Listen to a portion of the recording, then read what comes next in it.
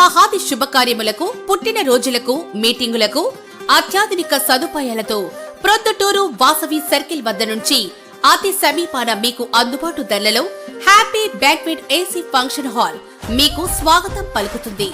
మా function hall నందు వంట సామాగ్రి మరియు విశాలమైన కార్ పార్కింగ్, అతి తక్కువ మెయింటెనెన్స్ ఖర్చుతో ఏ ఫంక్షన్ అయినా మా happy banquet AC function hall నందు జరుపుకొని ఆనందాన్ని పొందండి. బుకింగ్ కొరకు సంప్రదించండి. మా సెల్ నంబర్ 9100600238 7799 000211.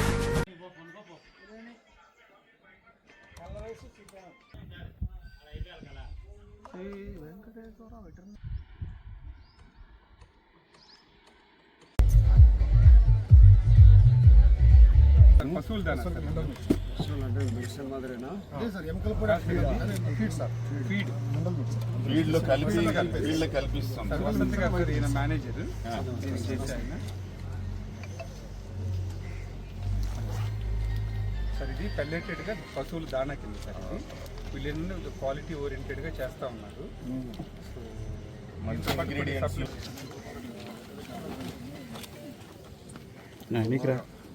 న్యాచురల్ ఇవన్నీ ఇక్కడ మందికి పండడం ఇవన్నీ పడుతున్నాయి కానీ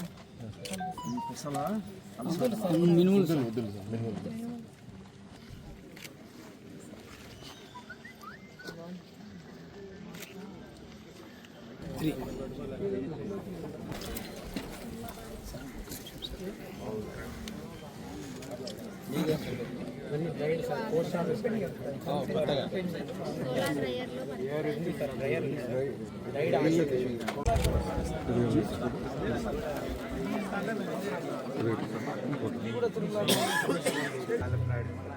విత్తనాలు కొడతారు, టమోటా విత్తనాలు, తర్వాత వరి విత్తనాలు. పైకి వేస్తే మనం పైకి వస్తే లాలిపాప్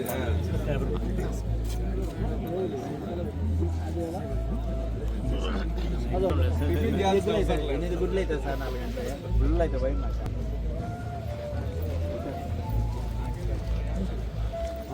లక్ష్యం కూడా. ఈ లక్ష్యాన్ని చేరుకోవడానికి మార్గాలుగా రైతులకు కొత్త పరిజ్ఞానాన్ని అందించడం ఉద్దేశము. ఈ ఆశయంతో కిసాన్ మేళా జేవి రమణ గారిని ముఖ్య అతిథిగా సగౌరవంగా వేదిక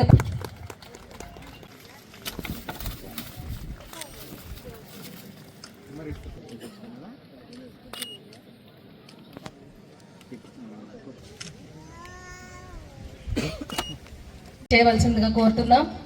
కె సునీల్ కుమార్ గారు.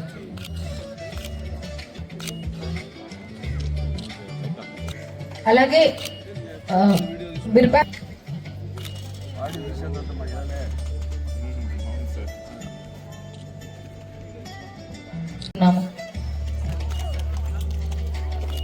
ధన్యవాదాలు సార్, మీ రాక మాకెంతో శుభ సూచకం. ధన్యవాదాలు తెలియదు. మరి ఈ కాలేజీలో వెటనరీ కోర్సును అభ్యసిస్తున్న విద్యార్థులందరూ కూడా హృదయపూర్వక నమస్కారం తెలియజేస్తున్నాం. ఈ కాలేజీని పొద్దుటూరులో పశువర్ధక కాలేజీని తీసుకురావడం జరిగింది. ఇక్కడ నుంచి బయట ప్రాంతాల నుంచి వచ్చిన కొన్ని వందల మంది ఇక్కడ నుంచి చదువుకొని మన దేశంలోనే కాకుండా వేరే దేశాలలో కూడా పోయి డాక్టర్లుగా పనిచేస్తున్నారు. కాబట్టి ఈ కళాశాల నేను అనుకొని నిర్మాణం చేసిన దానివల్ల నాకు చాలా సంతోషంగా ఉంది. కాబట్టి ఈ కళాశాల కిసాన్ మేళా సందర్భంగా రైతులకు మెలకువలు నేర్పించాలని, మన వ్యవసాయంలో కానీ పాడి పరిశ్రమలో కానీ అత్యధిక దిగుబడి సాధించాలని ఒక మంచి ఉద్దేశంతో ఈ కిసాన్ మేళా ఏర్పాటు చేయడం జరిగింది. కాబట్టి మనం అందరం రైతులందరూ పూర్వ పరిస్థితుల్లోనే ఇంకా వ్యవసాయం చేస్తున్నాం, పూర్వ పరిస్థితుల్లోనే ఇంకా పాడి పరిశ్రమ జరుగుతూ ఉంది. కాబట్టి ఈ కొత్త మెలకువలు మనం తెలుసుకొని పంటలు పండించడంలో కానీ పాడి పశువులను పాలు ఎక్కువ పెంచడంలో కానీ మనమందరము కొత్త మెలకువలను పాటించాలనేది కిసాన్ మేళా యొక్క ఉద్దేశం. ఇక్కడనే పుట్టినాం, ఇక్కడనే పెరిగినాం, ఇక్కడనే చనిపోవాలని అనుకుంటుంటాం. కాబట్టి గ్రామీణ ప్రాంతాల నుంచి చదువుకొని పోయిన అధికారులందరూ గ్రామాలలో ఉండాలనుకోవడం వల్ల అందరూ పొద్దుటూరుగా పోతున్నారు. గ్రామాలలో బాగుంటుంది అనేది ఎవరు ఆలోచించకుండా ఏ చిన్న ఉద్యోగస్తుడు కూడా ప్రతి ఒక్కరూ పోతున్నారు ఉద్యోగం చేసే వాళ్ళందరూ. కాబట్టి వ్యవసాయం అనేది గిట్టుబాటుగా లేని కారణంగా ఈ మన ప్రాంతంలో జరిగేది ఏమైందంటే వ్యవసాయంలో వచ్చే ఆదాయంతో మన సంసారం జరగడం కష్టం. కానీ ప్రతి ఇంట్లో 3-4 పశువులను పెట్టుకొని పాలు డైరీకి పోసుకొని జీవనం సాగిస్తున్నారు. కాబట్టి మనం అందరం కూడా గ్రామీణ ప్రాంతాల్లోనే ఇటువంటి పట్టణాలకు అందించేటి బట్టతో సహా పాలతో సహా ప్రతి ఒక్కటి గ్రామీణ ప్రాంతాల్లో ఉత్పత్తి చేసేది పట్టణాలకు పోతుండే. ఈరోజు అందరూ బెడ్ కాఫీ తాగాల పొద్దుటూరులో అంటే 6 గంటలకు మనము తయారు చేసిన పాలనే వాళ్ళు బెడ్ కాఫీ తాగుతుంటారు. కాబట్టి శ్రమ అంతా రైతులు ఎక్కువగా ఉంది. రైతుల శ్రమ ఎక్కువగా ఉందని ఏదో ఇప్పుడు ప్రభుత్వం కూడా అంత పెద్ద అగ్రికల్చర్ మీద ఈ పశుపోషణ మీద అంత కావాల్సినంత నిధులు ఖర్చు పెట్టి కొత్త కొత్త రకాలైన ఆధునికమైన పరిస్థితుల్లో అగ్రికల్చర్ తీసుకురావడం కానీ పశువులను ఈ పాల ఉత్పత్తి పెంచడంలో కానీ కావాల్సినంత చేయలేదని నా పర్సనల్ అభిప్రాయం. ఇప్పుడు మన భారతదేశం ఏం జరుగుతుంది అంటే ప్రపంచ దేశాలని చంద్రుడి మీద పోయి దిగుతున్నారు. మనం కూడా దాంట్లో పోటీ పడాల్సిందే. కాబట్టి గ్రామీణ ప్రాంతాలలో ఒక పంటలు పండేదానికి ప్రపంచ దేశాలలో మంది పెద్ద వ్యవసాయక దేశమైనా కూడా చాలామంది వ్యవసాయం చేస్తున్నారు. గ్రామీణ ప్రాంతాలలో గిట్టుబాటు లేక కొంతమంది భూములు అమ్ముకుంటున్నారు, కొంతమంది సొంతంగా కష్టపడే వాళ్ళు బాగానే ఉన్నారు. కాబట్టి వ్యవసాయం అనేది రైతు అంటే అందరికీ చిన్న చూపుగా ఉంది. ప్రభుత్వానికి కానీ ప్రభుత్వ ఉద్యోగస్తులకు కానీ, అంటే వీళ్ళని కాదు, ప్రభుత్వ ఉద్యోగస్తులకు తాలూకా ఆఫీసుకు పోతేనే పోలీస్ స్టేషన్కి పోతేనే రైట్ అంటే ఒక రకంగా చిన్న చూపు చూస్తున్నారు. రైతు లేని దేశం లేదని వాళ్ళకి తెలియడంలే. తినే తిండి ప్రతి ఒక్కటి బట్ట మనం గింజలు నూనె అన్నీ మనమే పంపిస్తున్నాం. కాబట్టి వాళ్ళకు ప్రజలకు అధికారులకు రైతులంటే గౌరవం లే. కాబట్టి మన బతుకు మనం పండించే పంటలు దేశానికి అందిస్తున్నాం. పాడి పశువు అన్నీ కూడా ప్రతి ఒక్కరూ మన మీద ఆధారపడి పల్లెల మీద ఆధారపడే పట్టణాల్లో జీవిస్తున్నారు. కాబట్టి మనం కూడా గౌరవంగా మనము ఫీల్ కావాలి. మనం గౌరవమైన బతుకుతున్నాము. మన ప్రాంతం నుంచి మన ఊరు నుంచి పోయిన దాంట్తోనే వాళ్ళందరూ పట్టణంలో వాళ్ళు ఉంటున్నారు అనేది మనం కూడా గర్వంగా ఉంటూ మనం ఇట్లా మెలకువలు కిసాన్ మేళ ద్వారా మనం కొత్త కొత్త మెలకువలు వ్యవసాయంలో కానీ మన పాడి పరిశ్రమలు కానీ నేర్చుకొని మరి ఇవన్నీ కూడా మనం ఉపయోగించుకునే దానివల్ల మనము కొంత ఆర్థిక పరిస్థితిగా మనం పల్లెల్లో ఎదగగలిగేదానికి అవకాశం ఉంటుంది.